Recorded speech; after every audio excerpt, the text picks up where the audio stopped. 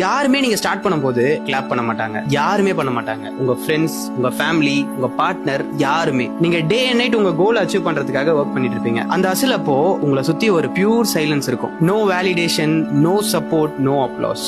Just நீங்க, உங்க work, உங்க அசில், அவ்வளவுதான். நீங்க பாக்குற பெரிய பெரிய ஜாம்பவான்கள் எல்லாரும் ஒரு ஸ்டேஜ்ல இப்படி இருந்தா ஸ்டார்ட் பண்ணிருப்பாங்க. தோனி, விஜய், ஷாருக் கான், யார வேணா எடுத்துக்கோங்க. அவங்க ஸ்டார்ட் பண்றப்போ யாருமே கிளாப் பண்ணிருக்க மாட்டாங்க. ஆனா இப்போ உங்களுக்கே தெரியும். இதுல இருந்து நான் என்ன சொல்ல வரேன்னா, யாருமே சப்போர்ட் பண்ணலையா, டூ இட். யாருமே அப்ரிஷியேட் பண்ணலையா, டூ இட். மோட்டிவேஷன் இல்லையா, ஜஸ்ட் டூ இட். ஒரு நாள் எல்லாரும் உனக்காக கிளாப் பண்ணுவாங்க.